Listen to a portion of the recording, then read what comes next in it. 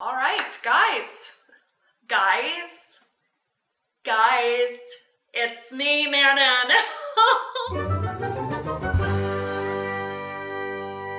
And we're back for vlog number tres. Number three. And the tre. I don't know why I'm shifting. I asked you on my IG, on my gram, to ask me questions because, I just don't think I open up enough about my life. That's not true. I just thought, I'll answer questions. Why not use this time to get to know me deeper? Or if you don't know me at all, to get to know me. So we're gonna hold for plane. And then after, we're gonna answer some questions. And I'll do my best to answer them, obviously, but I can't guarantee that I want to answer all of them, you know what I'm saying? So if I see something, I'll either brush it by or, well, whatever, we'll see. Okay. So I'm now feeling the effects of the smoothie that I made, that I showed you, the two options. I haven't had a smoothie in like a month, and so I'm feeling things move inside of me. All right, here's a question. This one's from Kelsey Cheda. How to get comfortable putting yourself first even when it means disappointing others? Oh my gosh. Well, here's what I like to say when I think about putting myself first.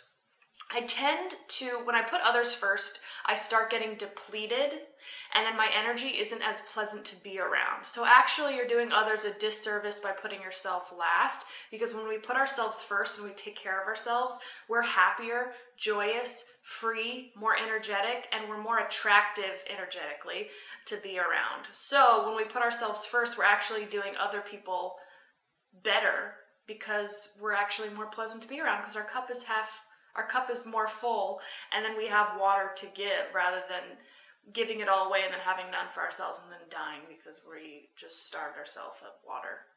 You know what I mean? So that's how. Knowing that you're actually not helping others by putting them first. It's true. Do you have a 5-year plan? Oh my gosh. To start a family, to keep building my social media platforms. I'd love to do a TV show and a movie and direct.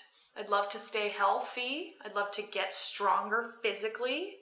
That's all in my 5-year plan. What show is your guilty pleasure? Joanne Hayes wants to know. The Bachelor. I secretly, after everything went down with my husband, I'm divorced now, I was like, now I can be on The Bachelor. That was a legit thought I had. Even though I thought for years, like, I'll never do that. Like, I'm not going to torture myself. And also, I want to be an actor. Nowadays, I'm just like, I want to be The Bachelorette. Anyway, I love watching the show. What else is my guilty pleasure? Shopping at Home Goods. Guilty as charged. This is from John Ramirez. If you were not a Vine sensation and an Instagram and TikTok star, what would you want to be or do?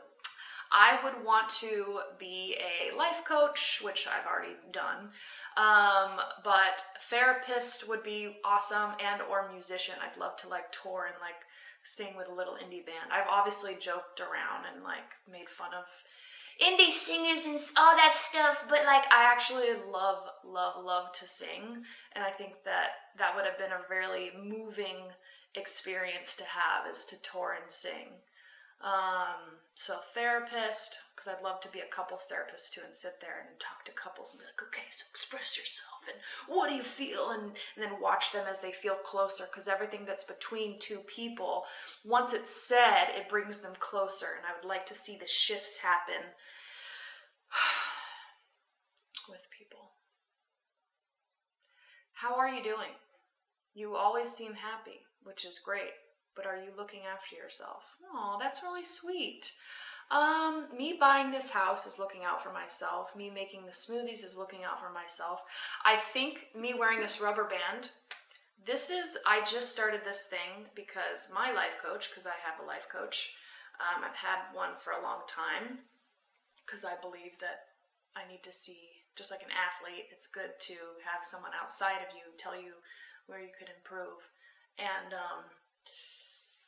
oh my God, I remember someone messaged me and they're like, stop touching your hair so much in your Instagram or in your vlog. And I was like, screw you. Anyway, this is a new development. This is when I want to check my stats on Instagram, basically go on social media to look at the numbers. I want to go like this so that I look less, because I'm finding that I've now become addicted to social media, addicted to just reaching for my phone. I know I'm not the only one there, but I'd like to fill my life up more with being in life. So sitting there, breathing, reading, taking walks, talking to friends, dancing in front of the mirror, which I've recently started doing now that I have a room and a mirror to do it. It's so fun. It makes me feel like I'm 15 again when I would dance to Britney Spears and NSYNC to their VMA dance. I like learned it and then would do it in front of the mirror. And then I would do it out in life and people were like, how did you learn how to do that? I'm like, I don't know, it was just natural, but it wasn't natural. It took a long 2 hours a day, every single day after school for years to learn that. So yeah, me taking care of myself is making sure that I walk, eat healthy, all the sorts of stuff. And I'm not happy all of the time. I'm happy 80% of the time, you know? And then I cry a few times a month. At this point, it's been like a little less. It's been like twice a month. I'll have a really big, good cry, usually before my period. Or I'll get angry and frustrated. Like, I'm not always happy. Struggling hard mentally and cheated on my husband doesn't make me a bad person. No, but first of all, I commend you for even sharing that and asking about it. No, it doesn't make you a bad person. It makes you someone that did behavior that may have not been good, right? Like, cheating is not a good thing. It's not very admirable, but it's a sign that you're struggling and that you're not very happy in your relationship. Have you communicated that to your husband? Have you been honest with him? People who cheat are usually people that have not been honest with themselves and they haven't been honest with other people. So my suggestion would be to seek therapy with and without him so that you can get down to the core issues of why you were called to cheat. It's best, shame and guilt, right? Brene Brown talks about the difference between shame and guilt.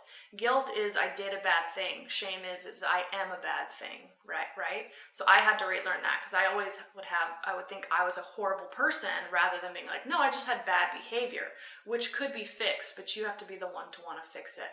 So no, you're not a bad person, and I would suggest looking at that and being honest and letting go and starting fresh and going to therapy and all that jazz. I mean, there's so much more to say. I'm not a therapist, so right, I just want to be. How do you make your hair look so good all the time? I get a lot of questions about my hair. Again, I feel like I'm yelling. I just got a haircut.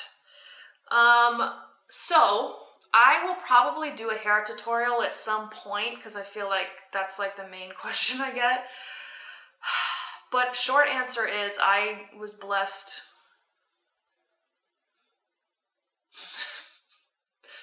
That's the end of that sentence. No. The short answer is that I have so much hair. I have so much hair, and it really helps when you have a lot of hair to add volume, you know? So they go in and actually thin it out because I have so much hair, and the hair that I have is thick. So not only do I have thick hair, but I have so much hair.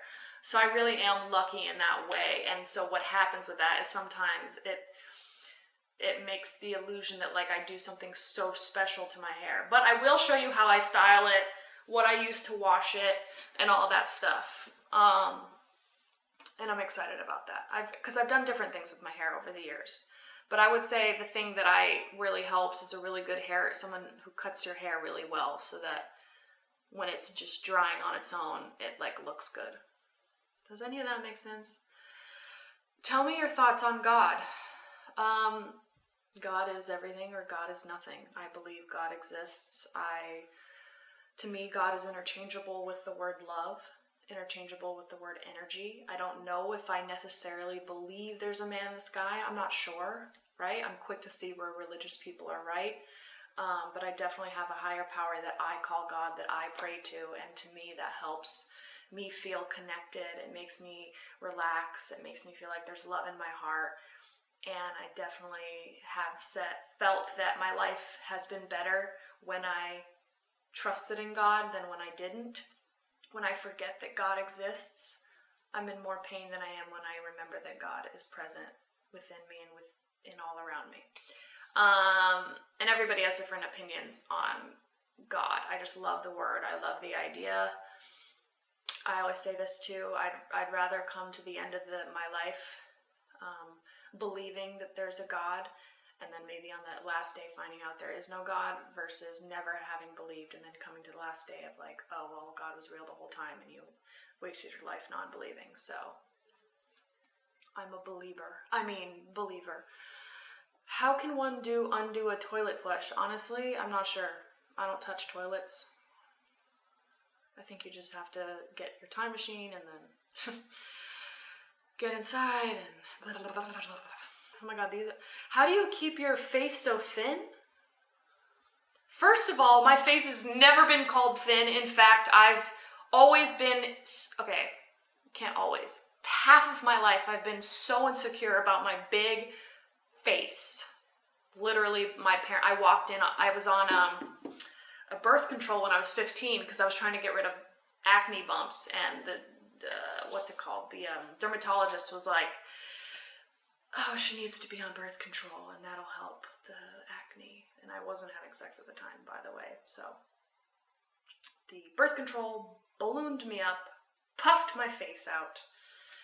And I remember walking in and both my parents kind of were like, your face is filling out. And then from that moment on, from like 15 to about 27, I was so insecure about my thick face. So what helped my face was I stopped eating meat. Because I was eating meat like, with every meal. And when I stopped eating, my acne hair went away, and then my face actually depuffed. So that's a good thing. I don't want to say like quit eating meat, but I was eating a lot of it. I also would never recommend prednisone unless you have to, but make it a low dose. I went on a high dose of prednisone for ulcerative colitis, and it messed up my face. The side effects is watch out for puffy face. So if you can detox from that, you'll see results. And then ice and eating clean. I don't know. Let me make sure this is still recording. Yep, that's good. Wait, is it? Yes. Oh wait, where was I sitting? Was it here? I hope it was. How long did it take you to write your book? 6 months, on and off.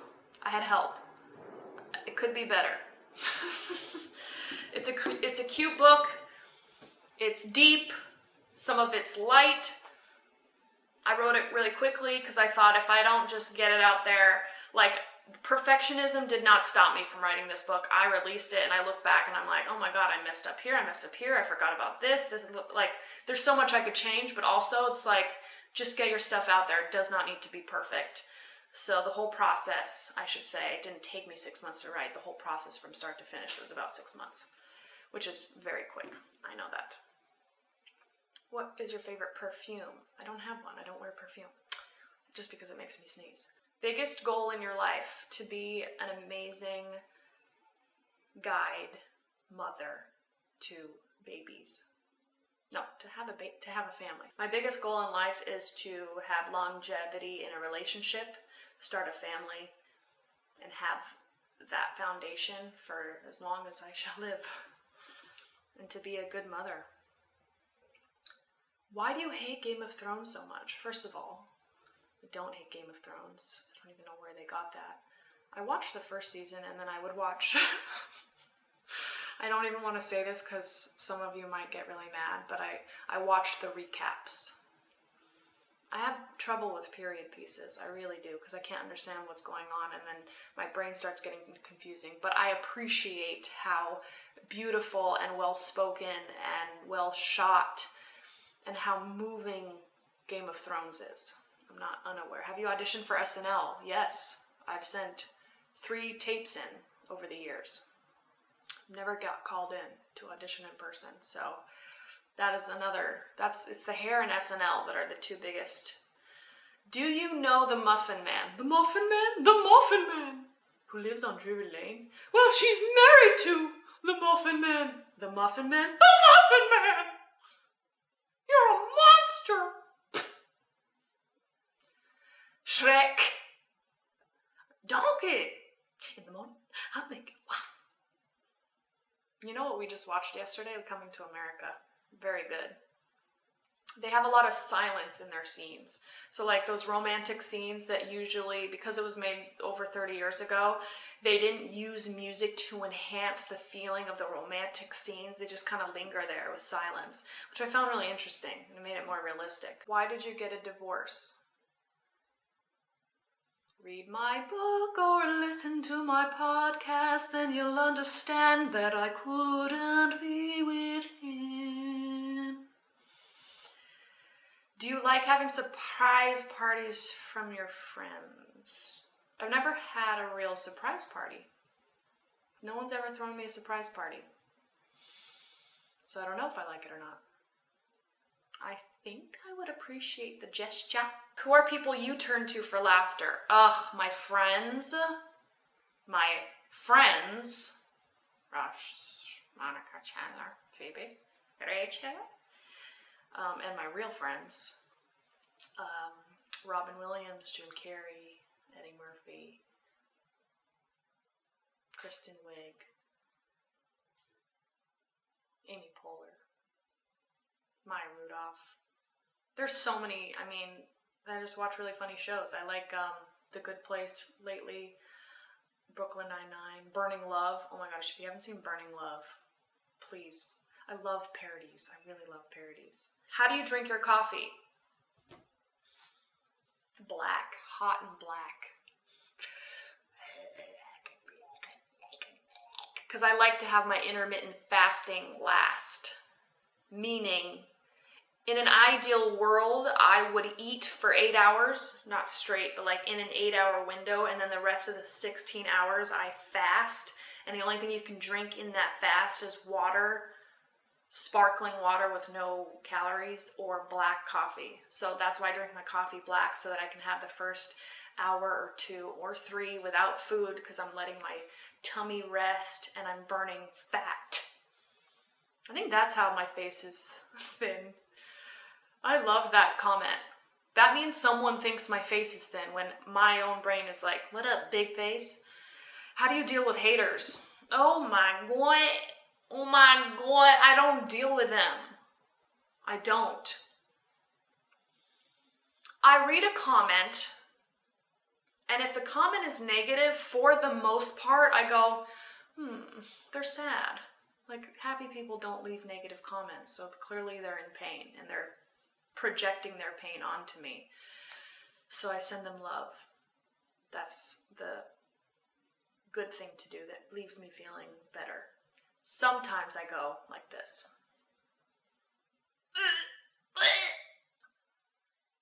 I have that response.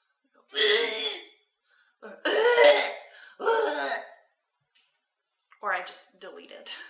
That's happened a few times, where I'll just delete the comment. But most of the time there's other people that have my back, and then they comment back, and I'm like, oh, that's cool. So there's like those 3 things. Praying for them is the best way to handle it, because you see it for what it really is.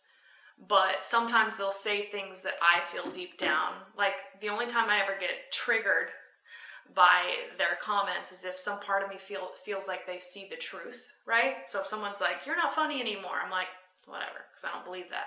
But if someone said, you're gaining weight, which happened on Vine, because I took prednisone, and someone was like, she's gaining. I'm like, so mean, because I felt that. So it really only affects you if you feel like parts of it are true.